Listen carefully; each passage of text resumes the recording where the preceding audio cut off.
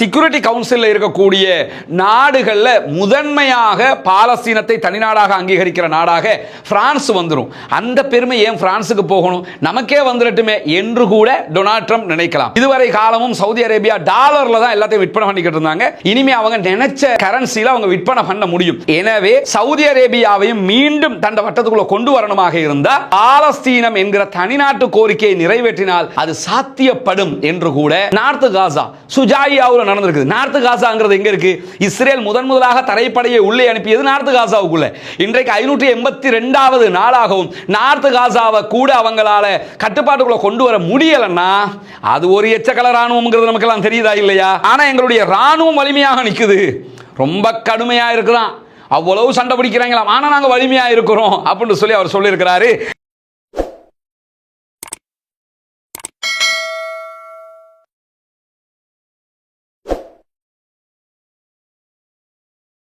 பேரன்பிற்கினிய சகோதர சகோதரிகளே, நம் அனைவர் மீதும் ஏக இறைவனுடைய அமைதியும் கருணையும் உண்டாகட்டுமாக என்கிற உயரிய பிரார்த்தனைகளோடு பாலஸ்தீனத்தினுடைய காசா பகுதிகளில் கடந்த அக்டோபர் 7ஆம் தேதி முதல் இஸ்ரேலிய ஆக்கிரமிப்பு ராணுவம் பலமான தாக்குதல்களை நடத்தி வருகிறது என்பதில் எவ்விதமான மாற்று கருத்துக்களும் கிடையாது.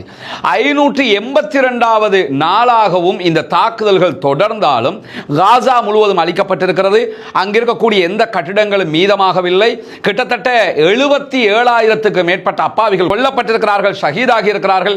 1,25,000க்கு மேற்பட்டவர்கள் படுகாயம் அடைந்திருக்கிறார்கள். எந்த மருத்துவமனைகளும் இயங்கு நிலையில் இல்லை என்று அழிவின் உச்சத்தில் இருக்கிறது காசா. ஆனால் இந்த நிமிடம் வரைக்கும் இஸ்ரேலால் பாலஸ்தீனத்தை நாங்கள் ஜெயித்து விட்டோம், எங்க கண்ட்ரோல்ல பாலஸ்தீனம் இருக்கிறது என்று அறிவிக்க முடியாமல் இருக்கிறது. காரணம் என்னன்னு கேட்டா, பாலஸ்தீன விடுதலை போராளிகள் வசம் இஸ்ரேலுடைய பணைய கைதிகள் இருக்கிறார்கள். அவங்க அதை வச்சு தான் டிமாண்ட் பண்ணிக்கிட்டு இருக்காங்க. அந்த டிமாண்டை ஒரு நாளும் இவர்களால் நிறைவேற்ற முடியாமல் இருக்கிறது. இதற்கு ஒரே வழி என்னன்னா, உடனடியான ஒரு யுத்த நிறுத்தம் மாத்திரம்தான் என்பதுதான் அடிப்படை தேவையாக இருக்கிறது. இப்படியான நிலையில சர்வதேச மட்டத்தில் ஒரு பலத்த மாறுதல்கள் ஏற்பட்டு கொண்டே இருக்கிறது. அது கடந்த ஜனவரி 20ஆம் தேதி அமெரிக்காவினுடைய ஜனாதிபதியாக டொனால்ட் ட்ரம்ப் பதவியேற்றதில் இருந்தே இந்த மாறுதல்கள் வருவதை நம்ம பார்க்க முடியும். டொனால்ட் ட்ரம்ப் பதவியேற்றதிலிருந்து சர்வதேச மட்டத்தில் பொருளாதார விதிமுறைகளை மாற்றி இருக்கிறார். பல நாடுகளுக்கும் பலத்த வரிகளை விதித்திருக்கிறார். இந்தியா இலங்கை கூட அதிலே தப்பவில்லை. இப்படி எல்லா காரியங்களையும் மூக்க நுழைச்சி பல மாற்றங்கள் அவர் செய்து வருகிற நேரத்தில் கடந்த சில நாட்களுக்கு முன்பதாக மத்திய கிழக்கு தொடர்பாக அவர் எடுக்கக்கூடிய முடிவுகள் எல்லாமே சற்று வித்தியாசமாக இருக்கிறத நம்ம பார்க்க முடியும். குறிப்பாக காசாவை முழுவதுமாக கைப்பற்றி அமெரிக்காவுக்கு கீழே கொண்டு வர போறோம்னு சொன்னாரு. ஆனா பலத்த எதிர்ப்புகள் வந்ததோட அதுல இருந்து அவர் பின்வாங்கிட்டார். வீடியோ எல்லாம் போட்டிருந்தாரு, காசாவை கைப்பற்றினா அது எப்படி அமெரிக்காவுக்குள்ள இருக்கும்னு வீடியோ போட்டவர் அதுல இருந்து பின்வாங்கி இருந்த காட்சியை நம்ம பார்த்தோம். அடுத்ததாக ஈரான் மேல நான் குண்டு வீசுவேன் அப்படின்னு சொன்னவர் கடைசியாக குண்டுக்கு பதிலாக ஆயத்துல்லா அலி காமனி அவர்களுக்கு கடிதம் தான் எழுதியிருந்தார். இப்பொழுது அமெரிக்காவுக்கும் ஈரானுக்கும் இடையில மறைமுக பேச்சுவார்த்தை நியூக்ளியர் தொடர்பாக நடைபெற்று வருகிறது. 3 கட்டங்கள் முடிந்துவிட்டது, 4ஆம் கட்டம் ஆரம்பித்திருக்கிறது. ஊதிகள் மேல யமன்ல பலத்த தாக்குதல்களை நடத்தி வந்த அமெரிக்கா யாருமே எதிர்பார்க்காத மாதிரி, ஈவன் இஸ்ரேலை எதிர்பார்க்காத மாதிரி ஹூதிகளோடு ஒரு சமாதான உடன்படிக்கைக்கு சென்றிருக்கிறார்கள். வாய் மூலமான சமாதான உடன்படிக்கையாக இருந்தாலும் தற்போது அமெரிக்கா ஹூதிகள் மேல தாக்குறது கிடையாது, ஹூதிகள் அமெரிக்கா மேல தாக்குதல் நடத்த மாட்டோம் என்கிற ஒரு ஒப்பந்தத்திற்கெல்லாம் போயிட்டாங்க. இந்த மாதிரியான ஒரு சூழல்ல தான் அமெரிக்க அதிபர் டொனால்ட் ட்ரம்ப் எதிர்வருகிற 13, 14 ஆகிய தேதிகளில் மத்திய கிழக்கு வருகிறார். சவுதி அரேபியா, UAE ஆகிய நாடுகளுக்கு அவர் பயணிக்க இருக்கிறாரு. இப்படி பயணிக்கிற கேப்புக்குள்ள அவர் ஒரு அறிவித்தல் விடுத்திருக்கிறார். என்னன்னு கேட்டா, இந்த உலகத்தில் 1000 ஆண்டுகளாக வராத ஒரு அறிவிப்பை நான் விடுக்க இருக்கிறேன் என்று சொல்லுகிறார். இந்த அறிவிப்பு என்ன என்பது தொடர்பாக எந்த விதமான சமிக்ஞைகளும் வெளியில வராம இருக்குது. ஆனா நிறைய இந்த காசா பாலஸ்தீனம் தொடர்பான ஆய்வாளர்கள் இது தொடர்பாக கருத்துக்களை சொல்கிறார்கள். பொதுவாக அல் ஜசீராவினுடைய மிகச்சிறந்த ஆய்வாளராக இருக்கக்கூடிய மர்வான் பிஷாரா அவர்கள் பேசியிருக்கக்கூடிய இருக்கக்கூடிய பேச்சில் அவர் என்ன சொல்றாருன்னா, இந்த அறிவிப்பு ஏதோ ஒரு வகையில் இரண்டு விவகாரங்களை பற்றி இருக்கலாம் என்று அவர் நம்புகிறார்.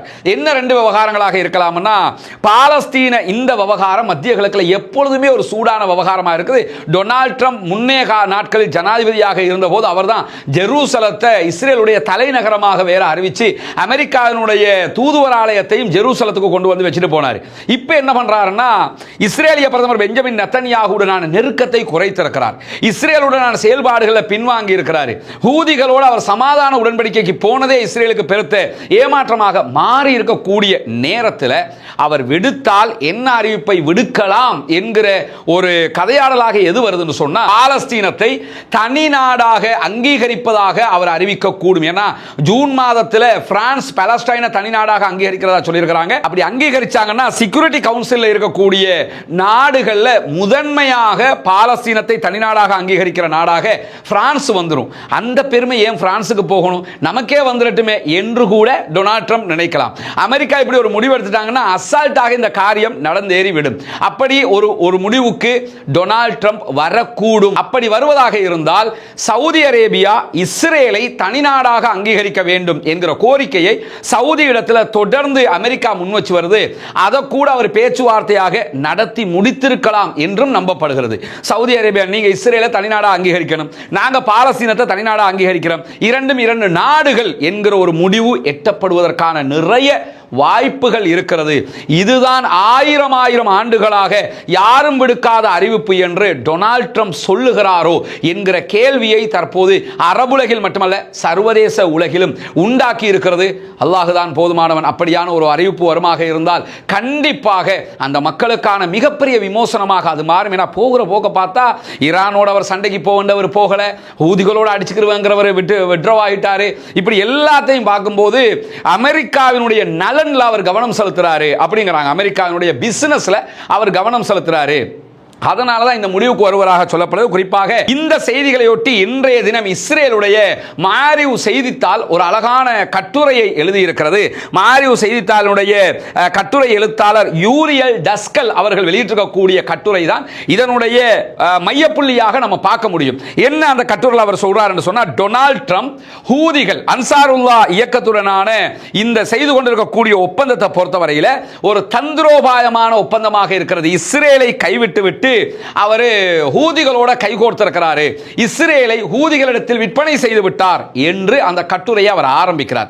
ஆரம்பிப்பது மட்டுமல்லாமல் என்ன சொல்றாருன்னா, ஒருவேளை ஈரானியர்களோடும் அவர் இதே நிலையை எடுக்கலாம் என்றும் அவர் சொல்லுகிறார். நியூக்ளியர் விஷயத்தில் கூட அவர் வேறு விதமான ஒரு முடிவுகளை எடுத்துட்டு போயிடலாம் என்றும் அவர் இன்றைக்கு எழுதியிருக்கக்கூடிய கட்டுரையில் சொல்றது மட்டுமல்லாம தொடர்ந்து என்ன சொல்ல வர்றாருன்னு கேட்டா, பிரதமர் பெஞ்சமின் நெத்தன்யாகுடனான கருத்து வேறுபாடுகள் உச்சம் தொட்டிருக்கிறது.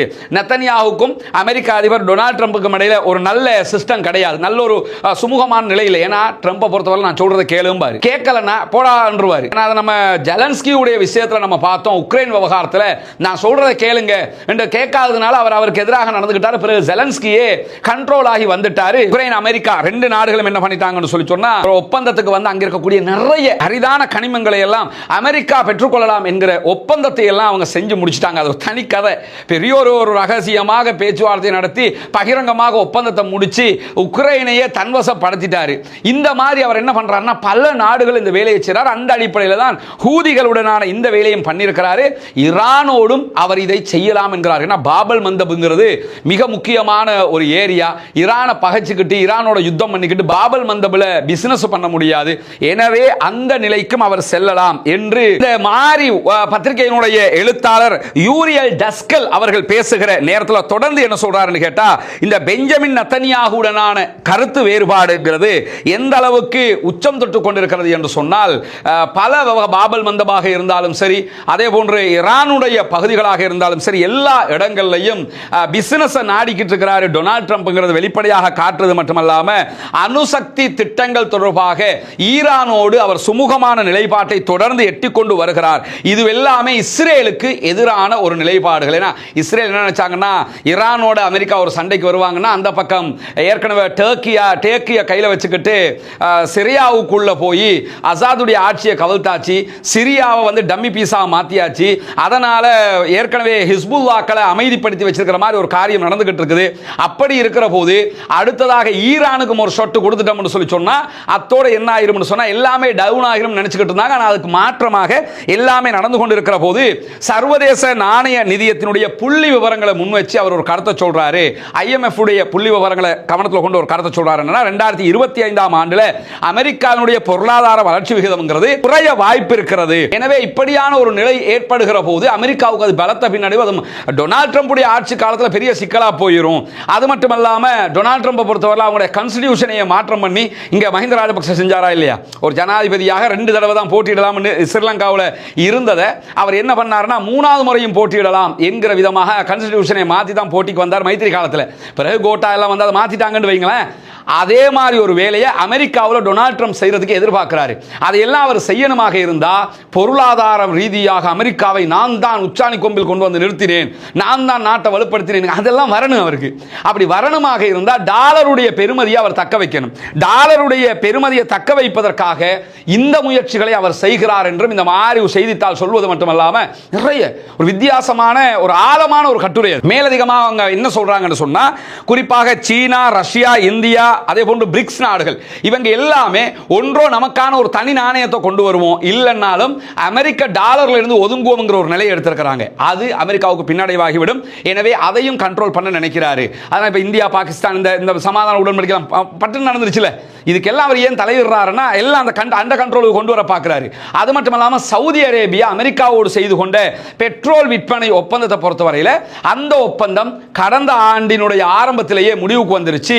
அது என்னன்னா இதுவரை காலமும் சவுதி அரேபியா டாலர்ல தான் எல்லாத்தையும் விற்பனை பண்ணிக்கிட்டு இருந்தாங்க. இனிமே அவங்க நினைச்ச கரன்சில அவங்க விற்பனை பண்ண முடியும். எனவே சவுதி அரேபியாவையும் மீண்டும் தண்ட வட்டத்துக்குள்ள கொண்டு வரணுமாக இருந்தால் பாலஸ்தீனம் என்கிற தனிநாட்டு கோரிக்கையை நிறைவேற்றினால் அது சாத்தியப்படும் என்று கூட டொனால்ட் ட்ரம்ப் நம்பலாம். அதற்கான வாய்ப்பு இருக்கிறது என்கிற காரணத்தினால தான் இந்த நிலையெல்லாம் எடுக்கிறாரு. இதுக்கு முன்னாடி அமெரிக்கா எங்களோட இப்படி இருந்ததில்லை, முழுமையாக இஸ்ரேலை பாதுகாத்ததை அமெரிக்கா தான் கட்டுரை ஆசிரியர் எழுதுறாரு. 1987 முதல் தடவையாக ஏரோ சிஸ்டம் தந்தாங்க, அதுக்கப்புறம் அயன்டோம் சிஸ்டம் தந்தாங்க, கடந்த ஆண்டு தேட் சிஸ்டத்தை தந்தாங்க, முழு நாட்டையும் பாதுகாக்கிறதுக்கு எல்லா வகையிலையும் உதவினாங்க.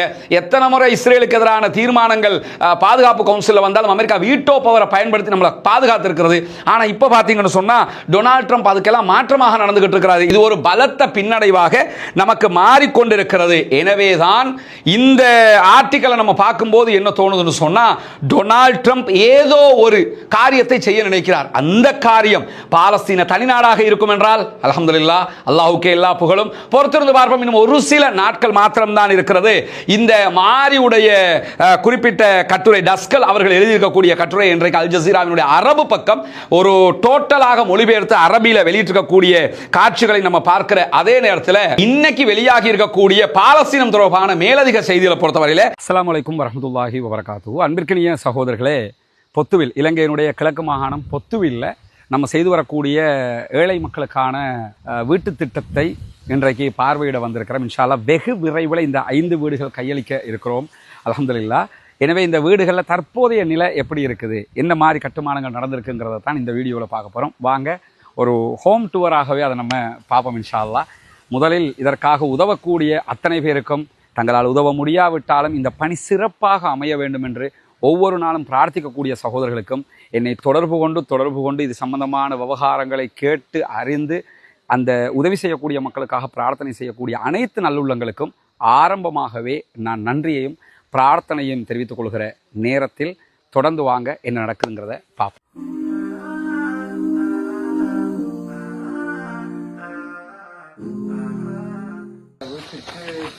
கதவு ஜன்னல் மாட்ட வேண்டியிருக்குது.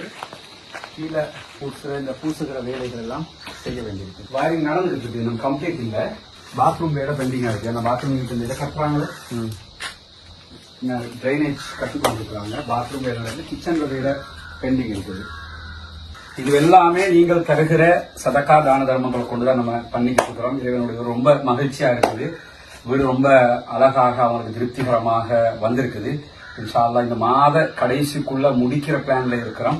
அதான் நாளை மிகச்சிறப்பாக முடியும் என்கிற சந்தோஷமான செய்தியையும் உங்களோட பகிர்ந்து கொள்றோம். வாங்க அடுத்தடுத்த வீடியோல பார்க்கலாம். இதுதான் நம்முடைய 2வது வீடு சற்று விரைவில் ட்ரைனேஜ் வேலை இன்னைக்கு நடக்குது. பூசுகிற வேலை ஆரம்பிச்சிட்டாங்க எல்லா வழியில். பாஸ் உள்ள போகிறோம். விட மாட்டீங்க தானே பாஸ்? இப்போ இதில் அந்த டாய்லெட்டுக்குரிய வாசல் எப்படி வைப்பீங்க? இப்போ அந்த பக்கம் இருக்கு. இதுக்காக வைப்பீங்களா டாய்லெட்டுக்கு வாசல்? அங்கிட்டு வைப்பீங்களா? அது வெளியேக்கி. Okay okay okay 2 okay. இது 3வது வீடு இதாக இருக்குது. என்னுடைய காட்சியை நீங்கள் பார்க்குறீங்க. இது வந்து ட்ரைனேஜ். இது நாங்கள் முன்னாடி கொண்டு வர்றோம். என்னென்னு சொன்னால் அங்கிட்டு வந்து அடுத்த பக்கம் கிணறு இருக்கிறதுனால இந்த ஏரியாவில் ஒரு கிணறு ஒன்று இருக்குது. அதுக்கு டிஸ்டர்ப் ஆகிடக்கூடாதுன்ட்டு ட்ரைனேஜை முன்னாடி கொண்டு வந்திருக்கேன். அப்படி கம்ப்ளீட்டாக மூடிடுவாங்க. மற்றதெல்லாம் பின்னாடி தான் வந்திருக்குது. இதுக்கு ஜன்னல் நிலையெல்லாம் வச்சுட்டாங்க. ஆமாம், இங்கேயும் இதை வயரிங்கை முடிச்சிட்டாங்க. அந்த பட்டை மட்டும்தான் இவரத்துக்கு ஒன்று போடுறதுக்கு இருக்குதுன்னு நினைக்கிறேன். லைனை கொடுத்தாங்கன்னா சரி. கிச்சனில் வேலையும் ஓரளவுக்கு முடிச்சு தான் வச்சுருக்குறாங்க. முடிச்சிட்டாங்க. பாத்ரூம் நல்லா பெருசாக தான் இருக்குது. அப்படியே அடுத்த வீட்டுக்கு போமா. இது 3வது வீடு. இதுக்கு உதவி செஞ்ச எல்லா சகோதரர்களுக்கும் நல்லா அருள் புரியணும்.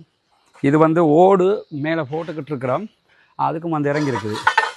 இது வந்து நம்பர் 1 குவாலிட்டி ஓடுன்னு சொல்லுவாங்க. 3 குவாலிட்டி இருக்கிறதா சொல்லப்படுது. இதில் நம்ம எடுத்துருக்கிறது நம்பர் 1 குவாலிட்டி. நம்பர் 1 தான் எடுத்துருக்கிறோம். செகண்ட் குவாலிட்டியோ அல்லது தேர்ட் குவாலிட்டியோ நம்ம எடுக்கலை. ஏன்னா அதை போட்டோம்னு சொன்னால் அது நல்லா இருக்காது. அதனால் எடுக்கிற பொருட்கள் எல்லாமே அதுக்குரிய பெருமதியான ஒரிஜினல்ங்கிற வகையில் உள்ளதை தான் நம்ம பண்ணிக்கிட்டு இருக்கிறோம். ஏன்னா அது நமக்கு கட்டுற மாதிரி இருக்கணும் அந்த மக்களுக்குரியதுங்கிற அடிப்படையில். இது வந்து 4வது இடம். இது பூசுறதுக்குரிய மண் இறக்கியிருக்கிறாங்க. அஸ்ஸலாமு அலைக்கும். எப்படி இருக்கிறீங்க? வேலை எப்படி போகுதா? பாஸ் தான் எங்க ஃபுல் பிஸியாக இருக்கார் பாஸ்? அது சரி பாஸ். இதை எல்லாத்தையும் இந்த மாதத்துக்குள்ளே முடிப்பீங்களா? இன்ஷா அல்லாஹ் முடிச்சு தாங்க இன்ஷா அல்லாஹ். சார் நல்ல திருப்தியாக இருக்குது. அதான் நான் மக்களுக்குன்னு சொல்லி கொண்டிருக்கேன். அதான் ரொம்ப திருப்தியாக இருக்குது எங்களுக்கு. அல்ஹம்துலில்லாஹ். இது 5வது ஃபைனல் கட்டிக்கிட்டு இருக்கிறாங்க. இது பின்பகுதியால் நம்ம இப்போ போய்கிட்டு இருக்கிறோம். பாத்ரூம் எல்லாம் சூப்பராக இருக்குது மாஷா அல்லாஹ். மேலே கோப்பிசம் அடிக்கிறாங்க, பகலை போடுறாங்க. இவங்க தான் நீங்கள் நின்று வேலையை ஃபௌமி. இது நமக்கு இது கடைசி வீடு. இது எப்போ முடியும்? இந்த வீடு முடிஞ்சுது. நமக்கு ஒரு 10 daysல இந்த வீடு கம்ப்ளீட் ஆகும். எல்லாம் கம்ப்ளீட் ஆகிறதுக்கு பாஸ் சொல்கிறாரு இந்த மாதம் கடைசிக்குள்ளே முடியும். இந்த மாதிரி ஒரு 25-26 தேதிக்குள்ளே டோட்டலாக வீடு எல்லாம் கம்ப்ளீட் ஆகி நமக்கு ஜூன் ஃபர்ஸ்ட் வீக்கில் ஓப்பன் செய்கிற மாதிரி செய்யலாம் இன்ஷா அல்லாஹ். அல்ஹம்துலில்லாஹ். இவர் தான் இங்கேருந்து நம்ம வேலைகள். இவர் அங்கிட்டு கொஞ்சம் சகோதரர் இருக்காங்க. அவங்கெல்லாம் சேர்ந்து தான் இங்கே வேலைகளை செய்கிறாங்க. ரொம்ப திருப்திகரமாக. நம்ம கொழும்புல இருந்தாலும் நம்மளே இங்கே இருக்கிற மாதிரி நம்ம ஒரு ஒன்ஸ் a வீக் மாதிரி இங்கே வருவோம். வந்தால் முழு அப்டேட் டீட்டெயில்ஸோடு அல்ஹம்துலில்லாஹ் அவங்களோட வேலை பணிகளுக்கு மத்தியிலையும் இதை நின்று செய்கிறாங்க. அல்லாஹ் உங்களுக்கு நிறைய ரஹமத் செய்வான் இன்ஷா அல்லாஹ் மக்களுக்காக செய்கிறதுக்கு. இவங்கெல்லாம் நம்மளோட சகோதரர்கள், இந்த வேலைக்காக நிற்கக்கூடிய சகோதரர்கள். எனவே ஜஸாக்குமுல்லாஹு ஹைரா. அல்லாஹ் உங்கள் அத்தனை பேருக்கும் அருள் புரிய வேண்டும். இந்த பணிகளுக்காக உதவி செய்யக்கூடிய எல்லா சகோதரர்களுக்கும் நாங்கள் அல்லாஹ்விடத்தில் பிரார்த்தனை செய்கிறோம். அதே நேரம் நீங்களும் இந்த பணி மிகச்சிறப்பாக நடந்து முடிவதற்கு பிரார்த்திக்கிற அதே நேரம் பாலஸ்தீனம் வெற்றி பெற வேண்டும், பாலஸ்தீனம் சுதந்திரம் அடைய வேண்டும் என்கிற பிரார்த்தனையும் அல்லாஹ்விடத்திலே மறக்காமல் முன்வையுங்கள். இதற்காக இந்த பணிக்காக இறைவனுக்காக உதவ விரும்புகிற சகோதரர்கள் முன்னால் தெரிகிற நம்முடைய வங்கிக் கணக்கிற்கு உங்களால் முடிந்த தொகைகளை வைப்பிலிட முடியும். வெளிநாடுகளிலிருந்து வைப்பிலிடக்கூடியவர்கள் இதற்கு வைப்பிலிட முடியாத சந்தர்ப்பத்தில் அதில் தெரிகிற நம்முடைய தொலைபேசி மற்றும் வாட்ஸ்அப் பழக்கத்திற்கு தொடர்பு கொண்டு உங்களால் முடிந்த உதவிகளை வாரி வழங்குமாறு அன்பாக கேட்டுக்கொள்கிறோம். இந்த பணிகள் சிறப்பாக அமைவதற்கு பிரார்த்தனைகளில் சேர்த்துக்கொள்ள மறந்து விடாதீர்கள். அமெரிக்காவினுடைய கொலம்பியா பல்கலைக்கழகத்தில் பாலஸ்தீனத்திற்கு ஆதரவாக ஆர்ப்பாட்டம் நடத்திய 65 மாணவர்களை இடைநீக்கம் செய்வதாக கொலம்பியா பல்கலைக்கழகம் இன்றைக்கு அறிவித்திருக்கிறது. பாலஸ்தீனத்துக்கு ஆதரவாக இவங்க ஆர்ப்பாட்டம் நடத்தினவங்க. ஆனால் வழக்கு அங்கே பதிவு செஞ்சிருக்கிறாங்க. வழக்கில் பெரும்பாலும் மாணவர்கள் வெற்றி பெறுவதற்கான வாய்ப்புகள் இருக்கிறது. பொறுத்திருந்து பார்ப்போம் அது என்ன நடக்கப் போகிறது என்பதை. இந்த நிலையில் நமக்கெல்லாம் தெரியும், கடந்த வியாழக்கிழமை பாலஸ்தீன விடுதலை போராளிகள் நடத்திய தாக்குதலில் ஒரே நேரத்தில் 12 அதே போன்று 7 என்கிற வகையில் 19 இஸ்ரேலிய ஆக்கிரமிப்பு ராணுவத்தினரை கொன்று குவித்திருந்தார்கள். அப்படி இருக்கிற போது இன்றைக்கு நடந்திருக்கக்கூடிய வடக்கு காசாவில் இருக்கக்கூடிய சுஜாஇயா பகுதிகளில் நடந்திருக்கக்கூடிய தாக்குதல்களில் கன்னி வெடி வைத்து இஸ்ரேலிய ஆக்கிரமிப்பு ராணுவத்திற்கு எதிரான தாக்குதல்கள் நடத்தப்பட்டிருக்கிறது. அதிலே 2 இஸ்ரேலிய ஆக்கிரமிப்பு ராணுவத்தைச் சேர்ந்தவர்கள் கொல்லப்பட்டு 7 பேர் படுகாயம் அடைந்திருக்கிறார்கள் என்று இஸ்ரேல் வெளியிட்டிருக்கக்கூடிய அறிக்கையில் சொல்லியிருக்கிறாங்க. தாக்குதல் நடத்தியதை பாலஸ்தீன விடுதலை அமைப்பு அறிவித்திருக்கிறது. எத்தனை பேர் என்பதை இஸ்ரேல் தான் அறிவிச்சிருக்கு. இங்க நீங்க பார்க்கலாம், அந்த புகை மூட்டத்துக்கு மத்தியில் இஸ்ரேலிய ராணுவம் வருகிற ஒரு காட்சியை காட்டியிருக்கிறாங்க. இதெல்லாம் ஹெலிகாப்டர் வந்து போட்டு புகை குண்டை போட்டு அவங்க ஆட்களை தூக்கிட்டு போறதுக்காக வருகிற காட்சிகள் தான் காட்டும். இப்படி தான் கூட்டு போவாங்கன்னா எத்தனை பேரை தூக்குறோம்ங்கிறது விளங்காம இருக்கிறதுக்காக விழுந்துட்டோமா மீசல மண்ணொட்டல என்று காட்டணுமா, அதுக்காக செய்யக்கூடிய வேலைகள் இது. அந்த மாதிரியான ஒரு காட்சி தான் இதில் பதிவாகி இருக்கிறது. இது நடந்திருக்கிற இடத்தை பார்த்தீங்கன்னா நார்த் காசா சுஜாயியாவில் நடந்திருக்குது. நார்த் காசாங்கிறது எங்க இருக்கு? இஸ்ரேல் முதலாக தரைப்படையை உள்ளே அனுப்பியது நார்த் காசாவுக்குள்ள. இன்றைக்கு 582வது நாளாகவும் நார்த் காசாவை கூட அவங்களால கட்டுப்பாட்டுக்குள்ள கொண்டு வர முடியலன்னா அது ஒரு எச்சக்கல ராணுவம்ங்கிறது நமக்கெல்லாம் தெரியுதா இல்லையா? அந்த ராணுவத்தில் லட்சணம் நமக்கெல்லாம் தெரியுதா இல்லையா? ஆனா பொதுமக்களை கொன்று விட்டு வீரம் பேசிக் கொண்டிருக்கிறார்கள் என்பதையும் நம்ம பார்க்க முடிகிற அதே நேரத்தில் இன்றைக்கு காயமடைந்த இஸ்ரேலிய ஆக்கிரமிப்பு ராணுவத்தில் யாரெல்லாம் காயமடைந்திருக்கிறாங்கிற ஒரு ஸ்பெஷல் செய்தி வந்திருக்கு. அதுல இஸ்ரேல் ஆக்கிரமிப்பு ராணுவத்தினுடைய 252வது படைப்பிரிவினுடைய துணை தளபதி படுகாயம் அடைந்திருக்கிறார். அதே போன்று 6310 என்கிற படைப்பிரிவு பட்டாலியனுடைய தளபதியும் படுகாயம் அடைந்திருக்கிறார். ஒரு படைப்பிரிவுடைய தளபதி, இன்னொரு படைப்பிரிவினுடைய துணை தளபதி ஆகிய 2 பேரும் படுகாயம் அடைந்திருக்கிறார்கள் என்கிற செய்திகளுக்கு மத்தியில் ஹெலிகாப்டர்ல வந்து அள்ளிக்கிட்டு போயிருக்கிறாங்க என்கிற செய்திகளும் வெளியாகி இருக்கிற அதே நேரத்தில் இன்றைக்கு வெளியாகி இருக்கக்கூடிய மேலதிகமான ஒரு செய்தியில ரஃபா படைப்பிரிவுக்கும் அதே போன்று இஸ்ரேலிய ஆக்கிரமிப்பு ராணுவத்துக்கும் இடையிலான ஒரு பயங்கரமான தாக்குதல் தற்போது இந்த வீடியோ பேசுகிற நேரத்தில் நடந்து வருகிறது என்று சொல்லி இன்றைக்கு செய்தி வெளியாகி கொண்டிருக்க அல் ஜனீனா பகுதிகளில் இந்த தாக்குதல் நடைபெற்று வருகிறது. இதுல என்ன நடந்துகிட்டு எத்தனை பேர் கொல்லப்பட்டிருக்காங்கிற செய்தியில் இன்னும் வெளிவரல. ஆனா இஸ்ரேல் ராணுவத்தினுடைய கோலானி படைப்பிரிவினுடைய தளபதியாக செயல்படக்கூடிய தெற்கு காசா பகுதிகளில் இருக்கக்கூடிய தளபதி என்ன சொல்றாருன்னு சொன்னா, ஜனீனா பகுதிகளில் ஒரு கடினமான யுத்தத்தில் நாங்கள் இருக்கிறோம். மிக கடுமையான ஃபயரிங் நடந்துகிட்டு இருக்கு, யுத்தம் நடந்துகிட்டு இருக்குது. ஆனா எங்களுடைய ராணுவம் வலிமையாக நிக்குது. ரொம்ப கடுமையா இருக்குதான், அவ்வளவு சண்டை பிடிக்கிறாங்களாம், ஆனா நாங்க வலிமையா இருக்கிறோம் அப்படின்னு சொல்லி அவர் சொல்லியிருக்கிறாரு. இந்த ஜெனினா பகுதிகளில் நடக்கக்கூடிய சண்டையில் எத்தனை பேர் கொல்லப்பட்டிருக்கிறாங்க, என்னென்ன நடந்திருக்குங்கிற முழு விவரம் இன்னும் வரவில்லை. ஆனால் இந்த தாக்குதல் முடிவுக்கு வருகிற போது கண்டிப்பாக அதுவும் வெளியே வரும்போது பாலஸ்தீன போராளிகளுடனான மோதல்ல எத்தனை பேர் கொல்லப்பட்டிருக்கிறார்கள் இஸ்ரேலிய ஆக்கிரமிப்பு ராணுவத்தை சேர்ந்தவர்கள் என்கிற செய்திகளை நம்ம புரிந்து கொள்ள முடியும். அதே போன்று இன்றைக்கு இஸ்ரேலிய ஆக்கிரமிப்பு ராணுவத்தில் 2 படைப்பிரிவுகளுடைய தளபதிகள் படுகாயம் அடைந்திருக்கக்கூடிய நேரத்தில் வெஸ்ட் பேங்க் பகுதிகளில் இஸ்ரேலிய ஆக்கிரமிப்பு ராணுவத்திற்கும் அங்கிருக்கக்கூடிய படைப்பிரிவுகளுக்கும் இடையிலே நடைபெற்ற சண்டையில பாலஸ்தீன விடுதலை அமைப்பினுடைய 2 படை தளபதிகள் இன்றைக்கு கொல்லப்பட்டிருக்கிறார்கள், ஷஹீதாகி இருக்கிறார்கள் என்கிற செய்திகள் வெளியாகி இருக்கிறது. அந்த 2 பேருமே இஸ்ரேலிய ஆக்கிரமிப்பு ராணுவத்தினால் தேடப்பட்டு வந்தவர்கள் என்கிற செய்திகளை அல் ஜசீராவினுடைய அரபு செய்தித்தளம் இன்றைக்கு சொல்லக்கூடிய நேரத்தில் தான் ஆக்கிரமிப்பு படைகளுக்கும் மேற்கு கரையில் இருக்கக்கூடிய பாலஸ்தீன விடுதலை போராளிகளுக்கும் இடையிலான தாக்குதல்கள் உச்சம் தொட்டு கொண்டிருக்கக்கூடிய நேரத்தில் இன்றைக்கும் இத்தாலி ஏர்வேஸ் இஸ்ரேலுக்கு அனைத்து விமானங்களையும் எதிர்வருகிற 19ஆம் தேதி வரைக்கும் ரத்து செய்வதாக அறிவித்து இருக்கிறார்கள். எனவே தொடர்ந்து இஸ்ரேலுக்கு எதிரான விமானங்கள் இடைநிறுத்தம் தொடர்ந்து கொண்டே இருக்கிறது. இஸ்ரேலுக்கு எதிராக யமனில் இருக்கக்கூடிய ஹூதிகள் தங்களுடைய தாக்குதல்களை நடத்துவதாக அறிவித்துக் கொண்டு நேற்றைய தினமும் தாக்குதல்களை நடத்தியிருந்தார்கள். இன்றைக்கும் இஸ்ரேல் மேல் படுபயங்கரமான தாக்குதல்கள் நடத்தப்பட்டுக் கொண்டிருக்கக்கூடிய நேரத்தில் தான் அமெரிக்க ஜனாதிபதி டொனால்ட் ட்ரம்பினுடைய அறிவிப்பு எப்படி இருக்கும் என்கிற ஒரு கேள்வியும் இருக்கிறது. பொறுத்திருந்து பார்ப்போம் என்ன நடக்கிறது என்பதை. பாலஸ்தீனம் வெற்றி பெற வேண்டும், பாலஸ்தீனம் சுதந்திரம் அடைய வேண்டும், பாலஸ்தீன மக்கள் நம்மை போன்ற நிம்மதியானவர்களாக மாற வேண்டும் என்கிற உயரிய பிரார்த்தனையை வல்ல ரஹ்மானிடத்தில் முன்வைக்க மறந்து விடாதீர்கள். பாலஸ்தீன மக்களுக்காக பிரார்த்தனை செய்கிற அதே நேரம் இஸ்ரேலிய ஆக்கிரமிப்பு ராணுவத்திற்கு எதிராக தொடர்ந்தும் ஒவ்வொரு தொழுகைகளிலும் குனூத்துன் நாசிலாவை ஓதி வாருங்கள். குனூத்துன் நாசிலா என்றால் என்ன, அது எப்படி ஓத வேண்டும் என்பதை குர்ஆன் மற்றும் ஆதாரபூர்வமான நபிமொழிகள் அடிப்படையில் தனியான ஒரு வீடியோவாக நம்ம வெளியிட்டிருக்கிறோம். பார்க்காத சகோதரர் நம்முடைய சேனலில் அதையும் பார்த்துக்கிறங்க. அதை தெரிந்து கொள்ள விரும்புகிற சகோதரர்கள் நம்முடைய முன்னால் தெரிகிற வாட்ஸ்அப் இலக்கத்திற்கு குனூத் என்று மட்டும் ஒரு மெசேஜ் அனுப்பிச்சுடுங்க. அந்த வீடியோ நம்ம உங்களுக்கு அனுப்பிச்சிருவோம். அதை பார்த்துவிட்டு நீங்கள் குனூத்துன் நாசிலாவை தாராளமாக ஓதி இறைவனிடத்திலே கையேந்த முடியும். பாலஸ்தீனம் வெற்றி பெற வேண்டும் என்று பிரார்த்திக்கிற அதே நேரம் பாலஸ்தீன மக்களுக்காக ஜனநாயக ரீதியாகவும் குரல் எழுப்ப மறந்து விடாதீர்கள் சகோதரர்களே என்கிற உயரிய கோரிக்கைகளோடு முடித்துக் கொள்கிறேன். வாஹிர் தஅவானா அல்ஹம்துலில்லாஹி ரப்பில் ஆலமீன்.